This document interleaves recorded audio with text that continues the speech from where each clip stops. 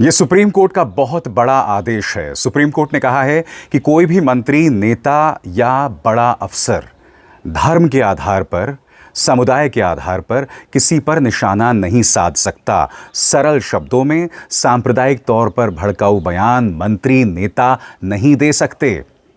मगर मैं supreme court से पूरे सम्मान के साथ एक सवाल पूछना चाहता हूं। जब आपके सामने असम के मुख्यमंत्री हेमंत बिस्व शर्मा का मामला आया था, उनके नफरती भाषणों का मामला आया था, तो चीफ जस्टिस ऑफ इंडिया ने इस मामले के बारे में सुनवाई करने से इनकार क्यों कर दिया था? यह क्यों कहा था कि इस मामले की सुनवाई हाई कोर्ट करे? और आज एक फिल्म जो रिलीज होने वाली है जिसका नाम है घूसखोर पंडित, उस पर सुप्रीम कोर्ट यह फैसला सुनाता है। यह अपने आप में बहुत अहम फैसला है दोस्तों, और ये कहीं ना कहीं भारतीय जनता पार्टी को आईना दिखा रहा है। क्योंकि आप जानते हैं, नफरती भाषणों में भारतीय जनता पार्टी के नेताओं का कोई सानी, कोई मुकाबला नहीं।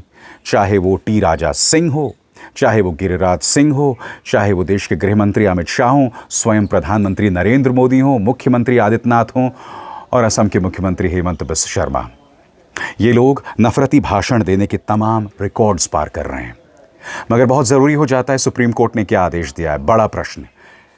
क्या भारतीय जनता पार्टी के कान में जूं तक रेंगेगी?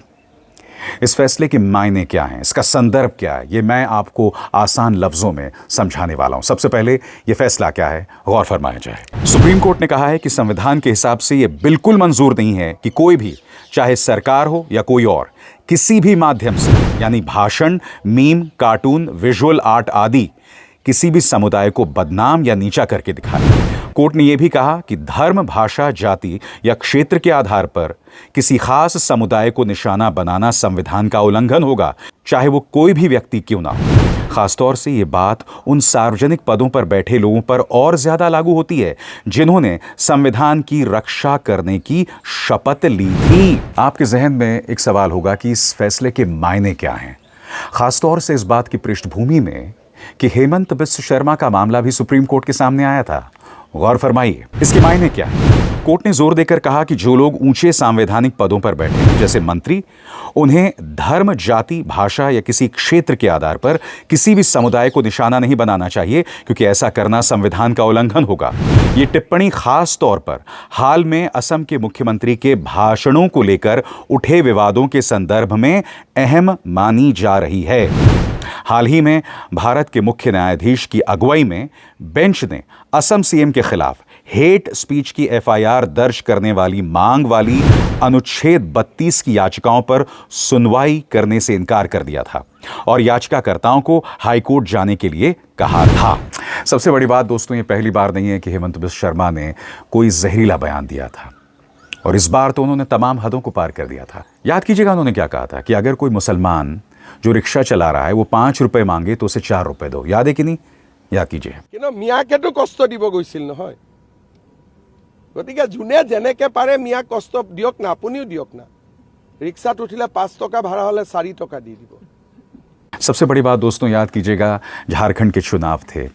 मंच पर खड़े होकर मुख्यमंत्री हेमंत बिस्व शर्मा ने किस तरह के जहरीले बयान दिए थे, सुना जाए।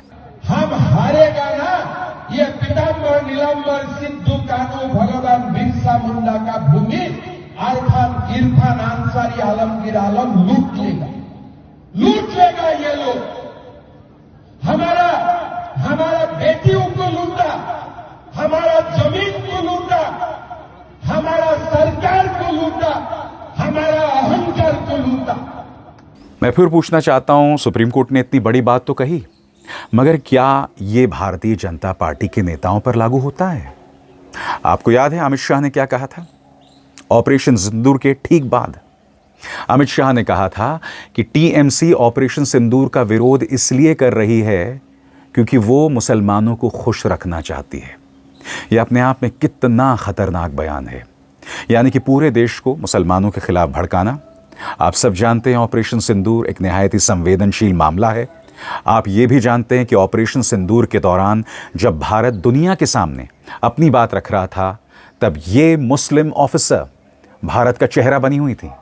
मगर फिर भी देश के गृह मंत्री इस तरह के बयानात देते हैं। याद कीजिएगा, चुनावों में प्रधानमंत्री ने क्या कहा था कि आपका मंगलसूत्र ज्यादा बच्चा पैदा करने वालों को दे दिया जाएगा।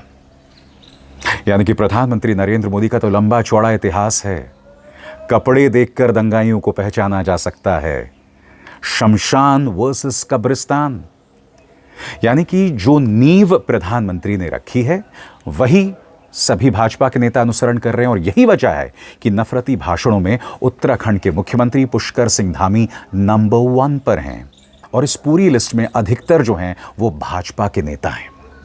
और आपके जहन में सवाल होगा दोस्तों कि दरअसल ये मामला सामने क्यों आया। मामला दरअसल हिंदू मुस्लिम को लेकर नहीं था। मामला था एक फिल्म घूसखोर पंडित को लेकर, जिसमें मनोज वाजपेयी हीरो हैं। और ये पूरा मामला क्या है, गौर फरमाया जाए। ये टिप्पणी उस केस में आई थी जिसमें फिल्म घूसखोर पंडित के टाइटल को लेकर विवाद हुआ था। कोर्ट ने कहा है कि किसी खास समुदाय को इस तरह टारगेट करना ठीक नहीं है और इसी संदर्भ में उसने बड़ी संवैधानिक बात रखी। कोर्ट ने क्या कहा, किसी भी माध्यम से भाषण, मीम, कार्टून, विजुअल आर्ट आदि किसी समुदाय को बदनाम करना संविधान के खिलाफ है। धर्म, जाति या भाषा या क्षेत्र के नाम पर किसी समूह को निशाना बनाना असंवैधानिक है। खासतौर पर जो लोग ऊंचे संवैधानिक पद पर हैं, जैसे मंत्री, और उससे भी ज्यादा सावधान रहना चाहिए क्योंकि उन्होंने संविधान की रक्षा की शपथ ली है। कोर्ट ने कहा कि मंत्रियों और बड़े पदों पर बैठे लोगों की बात का असर ज्यादा होता है। अगर वे किसी समुदाय के खिलाफ बोलते हैं तो उससे नफरत या भेदभाव को बढ़ावा मिलता है।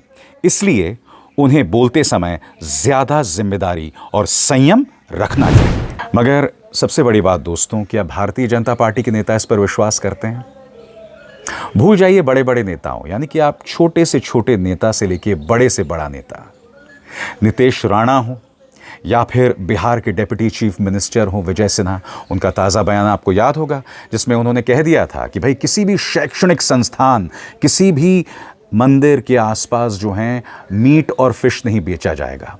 उत्तराखंड सरकार का यह आदेश था कि 4 धामों में गैर सनातनी लोगों के प्रवेश पर रोक लगा दी गई थी।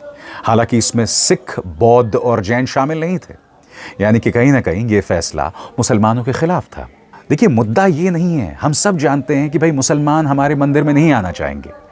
मुद्दा यहाँ पर यह है कि आप मुसलमानों को टारगेट करके ये जहर समाज में फैलाना चाहते हैं और उसी का असर हम उत्तराखंड और उत्तर प्रदेश की गली गलियों में देखते हैं। इसी मंच पर मैंने आपको बतलाया था कि बदायूं में अक्षय सिंह नाम के इस गुंडे ने किस तरह से 3 मुसलमानों को पीटा था। यह तस्वीर आपके सामने है।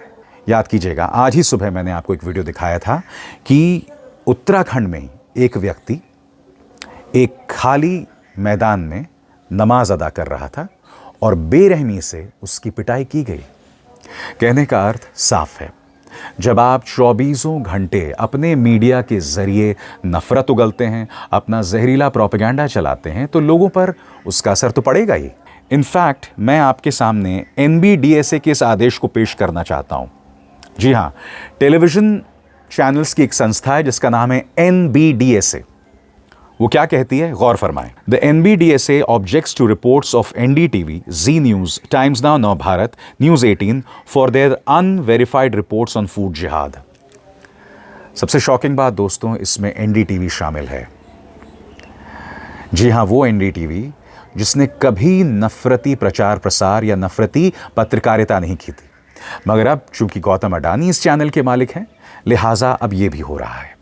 हालांकि जितना मैं जानता हूं, गौतम अडानी हिंदू मुस्लिम नहीं करते हैं, मगर शायद भारतीय जनता पार्टी के जब आप करीबी होते हैं तो ये सब करना आपकी मजबूरी बन जाता है। तो NBDSA का ये आदेश न्यूज़ चैनल्स के खिलाफ है कि फूड जिहाद को लेकर आप जो झूठ चला रहे थे वो सरासर गलत है और उन कार्यक्रमों को हटाया जाए। रोज होता है दोस्तों ये न्यूज़ चैनल्स में।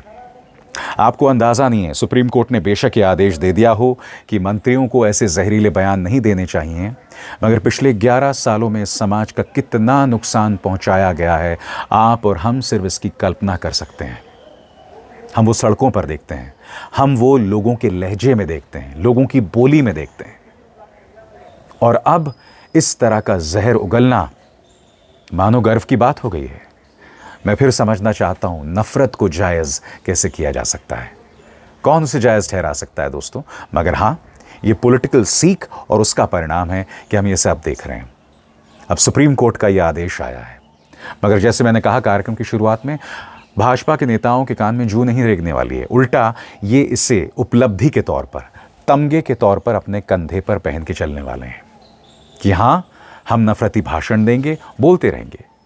क्योंकि याद कीजिएगा दोस्तों, किस तरह से इस सांसद रमेश बिधूड़ी ने संसद के अंदर खड़े होकर बीएसपी के सांसद दानिश अली को कटवा, मुल्ला, आतंकवादी, न जाने क्या क्या कहा था। यह अनुराग ठाकुर थे जिन्होंने दिल्ली के चुनावों में कहा था देश के गद्दारों को गोली मारो, और फिर जामिया में गोलियां चली थी। यह हमारे देश के गृह मंत्री थे जिन्होंने उसी चुनाव में कहा था कि आप बाबरपुर में बटन दबाओ और शाहीन बाग को करंट लगेगा।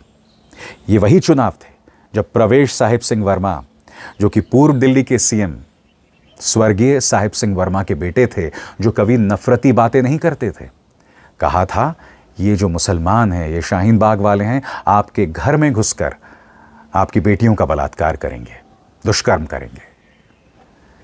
ये वो भारतीय जनता पार्टी नेता हैं जिन्होंने नफरत को जायज ठहरा दिया है। मगर जैसा कि मैं अक्सर कहता रहा हूं, जब तक आम इंसान इसका विरोध नहीं करेगा तब तक इसका कोई समाधान नहीं निकलने वाला है। और मुझे खुशी है कि कोटद्वार के मोहम्मद दीपक या लखनऊ की यूनिवर्सिटी में जिस तरह से छात्रों ने नमाज पढ़ते हुए मुसलमानों को संरक्षण दिया, या फिर एक और वीडियो आया था उत्तराखंड का जहां पर कुछ पत्रकारों ने हिंदू रक्षा दल के एक व्यक्ति से सवाल पूछा कि आप किस आधार पर कह रहे हैं कि हिंदू खतरे में है? खतरे में तो आप हैं। वही बात जो मैं पिछले काफ़ी सालों से आपके सामने रखता रहा हूं। तो जैसे मैंने कहा, संघर्ष की, क्रांति की वो लौ आम इंसान से निकलनी होगी जिससे इस नफरत को खारिज करना पड़ेगा। अभिसार शर्मा को दीजिए इजाजत। नमस्कार।